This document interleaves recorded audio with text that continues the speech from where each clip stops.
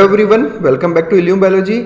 NCERT recap series आगे बढ़ाते हैं। ह्यूमन रिप्रोडक्शन सिस्टम हम लोग आज यहाँ कवर कर रहे हैं और ये इसका 5th सेशन है जिसमें हम लोग आज बात करेंगे अबाउट स्पर्म। इसका पूरा स्ट्रक्चर और कितना क्वांटिटी होता है, कितना मोटिलिटी चाहिए, वो सब कुछ हम यहाँ पे डिस्कस करेंगे। एक बात मैं पहले ही बता दूँ आपको, क्योंकि एनसीईआरटी रिकैप सीरीज है तो केवल हम लोग उतना ही डिस्कस करेंगे जितना एनसीईआरटी में मेंशन्ड है, उससे ज़्यादा हम बात नहीं करने वाले। कुछ डायग्राम्स ज़रूर मैं बाहर से लूँगा ताकि आपको चीज़ें और अच्छे से एक्सप्लेन कर सकूँ। तो अगर आप नीट यूजी का प्रिपरेशन कर रहे हो तो ही इस वीडियो को आप देखें। चलिए फिर शुरुआत करते हैं हम लोग। पिछला वीडियो में हमने रोका था स्पर्मियोजेनेसिस पे।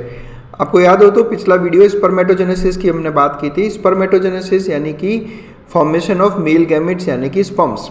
स्पर्मेटोगोनिया से लेकर स्पर्म्स तक के बनने की एंटायर जर्नी स्पर्मेटोजेनेसिस कहलाती है। उस स्पर्मेटोजेनेसिस का जो सबसे लास्ट स्टेप जो हमने डिस्कस किया था उसमें हमने ये बात की थी कि किस तरह से स्पर्मेटेड्स डिफरेंशिएट होकर स्पर्म्स का फॉर्मेशन करते हैं। ये केवल डिफरेंशिएशन है, यहाँ पर कोई डिवीजन नहीं हो रहा।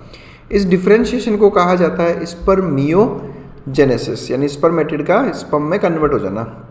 यानी बेसिकली आप ये देखो कि स्पर्मेटेड जो है ना, उसका कोई पर्टिकुलर ऐसा शेप नहीं है, जस्ट एक राउंड सेल की तरह है वो। ये सारे cells spermatogonia, primary spermatocyte, secondary spermatocyte, spermatids, simple round cells हैं। लेकिन स्पर्मेटेड्स पूरा का पूरा एक अपने शेप में चेंज लेके आता है और ये स्पर्म जैसा स्ट्रक्चर बनता है, हेड, नेक, टेल, इस तरह के। इसी डिफरेंशिएशन को कहा गया है स्पर्मियोजेनेसिस।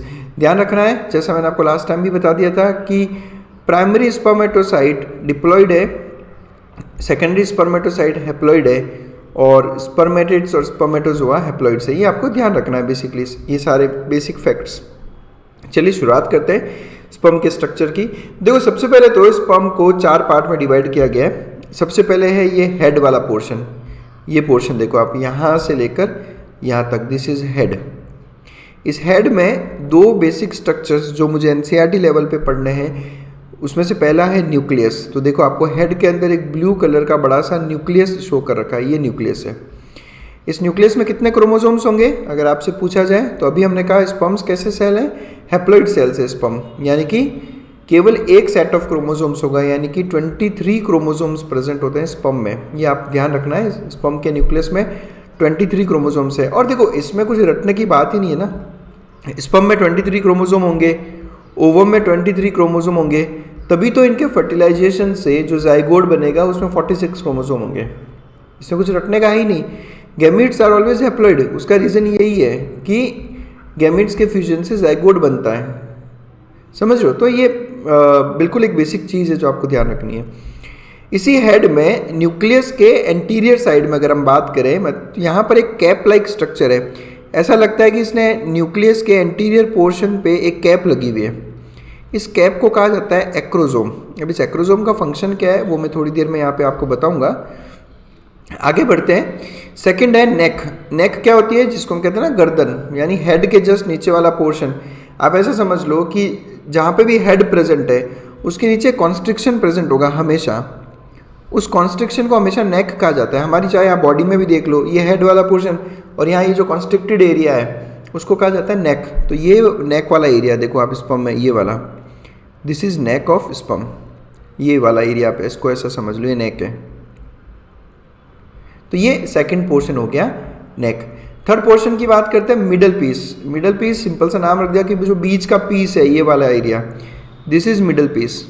और मिडल पीस में जो सबसे इंपॉर्टेंट स्ट्रक्चर है वो है माइटोकॉन्ड्रिया। और माइटोकॉन्ड्रिया आप सबको मालूम है पावर हाउस ऑफ सेल कहलाता है। और जो चौथा पोर्शन है वो है इसका टेल वाला पोर्शन, यानी ये वो पोर्शन है जो रिस्पॉन्सिबल है स्पर्म्स के मूवमेंट के लिए। आप सबको पता है स्पर्म्स मोटाइल गैमेट्स हैं, ये मूव करते हैं। जब ये फीमेल रिप्रोडक्टिव ट्रैक्ट में पहुंचते हैं तो किस तरह से ये यूटेरस से होते हुए, फैलोपियन ट्यूब से होते हुए ओवम तक पहुंचते हैं। तो उसके लिए उसको मूवमेंट की रिक्वायरमेंट है और ये मूवमेंट इस टेल से आती है। और मूवमेंट अगर करना है तो आपको एनर्जी की रिक्वायरमेंट होगी, और एनर्जी की रिक्वायरमेंट है तो आपको रिक्वायरमेंट होगी माइटोकॉन्ड्रिया की। तो इसलिए माइटोकॉन्ड्रिया बहुत ज़्यादा अमाउंट में प्रेजेंट होता है स्पर्म के अंदर, जो एनर्जी कंटिन्यूस प्रोवाइड करता है for the movement of sperm. अब ये जो पूरा सेल है हेड से लेकर टेल तक, ये पूरा का पूरा सेल के ऊपर प्लाज्मा मेम्ब्रेन प्रेजेंट है। ऑब्वियस सी बात है, प्लाज्मा मेम्ब्रेन हर एक सेल की कवरिंग है, तो ये पूरा का पूरा सेल, यहाँ देखो आप, ये पूरा प्लाज्मा मेम्ब्रेन से कवर्ड है। अब बिकॉज आप सबको मालूम है कि एनिमल सेल है, तो एनिमल सेल्स में कभी भी सेल वॉल तो होती नहीं, एनिमल सेल्स का सबसे बाहर वाली लेयर प्लाज्मा मेम्ब्रेन ही होती है। तो ये पूरा का पूरा सेल इस तरह से प्लाज्मा मेम्ब्रेन से इसके चारों पार्ट कवर हो रखे हैं ये, तो ये आपको ध्यान रखना है। और ये बेसिक सी बात है, इसमें कुछ बताने का है नहीं, हर एनिमल सेल के बाहर प्लाज्मा मेम्ब्रेन प्रेजेंट होता है। तो स्पर्म के स्ट्रक्चर में मेनली आपको हेड, नेक, मिडल पीस और टेल पढ़ना है, और प्लाज्मा मेम्ब्रेन इस पूरी बॉडी को एनवेलप करके रखता है। ठीक है, चलिए फिर एनसीईआरटी की लाइंस ले लेते हैं। सबसे पहले बात करते हैं हेड की। तो हेड में कौन कौन से दो इंपॉर्टेंट स्ट्रक्चर, एक न्यूक्लियस और एक एक्रोसोम। सबसे पहले बात कर लेते हैं न्यूक्लियस की। तो न्यूक्लियस एलोंगेटेड टाइप है, बिल्कुल सही बात है, आपको दिख रहा होगा किस तरह से एक लंबा सा न्यूक्लियस यहाँ पे प्रेजेंट है। और न्यूक्लियस कैसा होगा, हैप्लॉइड, यानी 23 नंबर ऑफ क्रोमोसोम्स इसके पास में होते हैं। अब यहाँ पे न्यूक्लियस का फंक्शन क्या है, तो ऑब्वियस सी बात है, न्यूक्लियस ही तो जाकर फर्टिलाइजेशन होगा। तो जब बेसिकली फर्टिलाइजेशन का मतलब क्या होता है कि फर्टिलाइजेशन में मेल न्यूक्लियस और फीमेल न्यूक्लियस आपस में फ्यूज हो जाते हैं। ठीक है, तो ये एक कॉमन न्यूक्लियस बन जाता है। तो 23 मेल के और 23 फीमेल के क्रोमोसोम्स आपस में जो है यूनाइट होकर वापस होमोलोगस पेयर का फॉर्मेशन करते हैं। उसके अलावा न्यूक्लियस का जो एंटीरियर पोर्शन है वो कवर है by a cap like structure called as acrosome. अब इस एक्रोसोम का फंक्शन आप देखें, इसको बहुत इंपॉर्टेंट चीज़ है ये। बेसिकली एक्रोसोम में बहुत सारे एंजाइम्स प्रेजेंट होते हैं। अब इन एंजाइम्स का फंक्शन क्या है, तो वो सुनो आप। देखो, जब आप ओवम का स्ट्रक्चर पढ़ोगे तो उस ओवम के चारों तरफ वॉल प्रेजेंट होती है। आपने पढ़ा होगा about zona pellucida, corona radiata. ठीक है, बहुत एक थिक वॉल प्रेजेंट होती है। अब अगर स्पर्म को इस ओवम के अंदर एंटर करना है, स्पर्म को ओवम के अगर अंदर एंटर करना है, तो इस वॉल को इसको जो है हटाना पड़ेगा, लाइसिस करना पड़ेगा इस वॉल का। तो इस वॉल के लाइसिस के लिए जो एंजाइम्स की रिक्वायरमेंट है, उसके डिग्रेडेशन के लिए, उसके वॉल के डिग्रेडेशन, उस वॉल को तोड़ने के लिए जिन एंजाइम्स की ज़रूरत है वो एंजाइम्स प्रेजेंट हैं एक्रोसोम में। अब आप इसका लोकेशन देखो कितना जस्टिफाइड है कि स्पर्म इसी से एंटर करता है यहाँ पे एक्रोसोम के थ्रू। आई मीन ओवम की जो वॉल है, उस ओवम की वॉल पे सबसे पहले ये एक्रोसोम ही पहुँचेगा। यहाँ पहुँचने के बाद ये एक्रोसोम यहाँ से टूटेगा और इस एक्रोसोम में से एंजाइम्स निकलेंगे, और ये सारे एंजाइम्स इस वॉल को डिग्रेड करते जाएंगे, और फिर इसकी प्लाज्मा मेम्ब्रेन, स्पर्म की प्लाज्मा मेम्ब्रेन और ओवम की प्लाज्मा मेम्ब्रेन फ्यूज हो जाएगी, और ये न्यूक्लियस यहाँ से ओवम में एंटर कर जाएगा। फर्टिलाइजेशन जब आप डिटेल में पढ़ोगे तब आपको ये सब चीज़ें वहाँ पर समझ में आएगी। तो एक्रोसोम में एंजाइम्स प्रेजेंट है जो फर्टिलाइजेशन में हेल्प करते हैं। तो एनसीईआरटी ने बस इतना लिख के छोड़ दिया कि ये फर्टिलाइजेशन में हेल्प करते हैं। तो एक्चुअल में ये उस ओवम की वॉल को तोड़ने का काम करते हैं। नेक्स्ट बात करते हैं मिडल पीस की। तो मिडल पीस में सबसे इंपॉर्टेंट स्ट्रक्चर आपने पढ़ ही लिया, माइटोकॉन्ड्रिया प्रेजेंट होता है इसमें। और mitochondria power house of the cell है, एटीपी प्रोवाइड करता है, एनर्जी प्रोवाइड करता है for the movement of the sperm. ठीक है, तो ये देखो आप, इस तरह से स्पर्म्स का मूवमेंट कंटिन्यूस होता रहता है, it's because of the tail. और टेल को एनर्जी कौन प्रोवाइड करता है, तो मिडल पीस में प्रेजेंट माइटोकॉन्ड्रिया।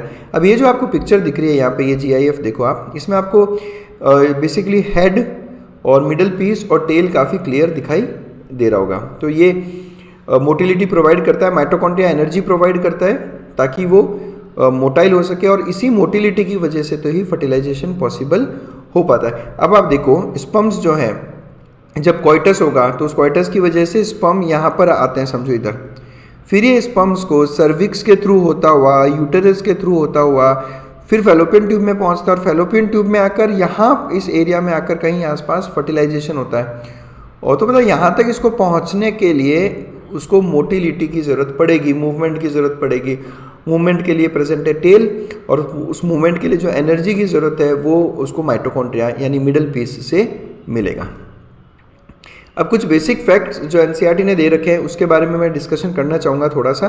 देखो, सबसे पहली बात, एक सिंगल कोइटस में, एक सिंगल कोइटस या एक सिंगल इंटरकोर्स में ह्यूमन मेल करीब 200 से 300 मिलियन स्पर्म्स जो है वो इजैकुलेट करता है इनटू द फीमेल बॉडी। एक सिंगल कोइटस में एक बार में 200 से 300 मिलियन स्पर्म्स जो है ह्यूमन फीमेल रिप्रोडक्टिव सिस्टम में इजैकुलेट किए जाते हैं। It's a huge number. But फिर भी जो फर्टिलाइजेशन जो प्रोसेस है वो एक बाय चांस प्रोसेस है, ठीक है। अब ये पूरा रास्ता ट्रेवल करके उसे ओवम तक पहुंचना है, तो हर एक स्पर्म तो वहां तक पहुंच नहीं पाएगा। अब इसमें भी नॉर्मल फर्टिलिटी के लिए, एक मेल फर्टिलिटी के लिए एटलीस्ट इन 200 से 300 मिलियन स्पर्म्स में से 60% का नॉर्मल शेप और साइज होना चाहिए। ये फैक्ट ध्यान रखना है, ये नीट में क्वेश्चन पूछा जाता है।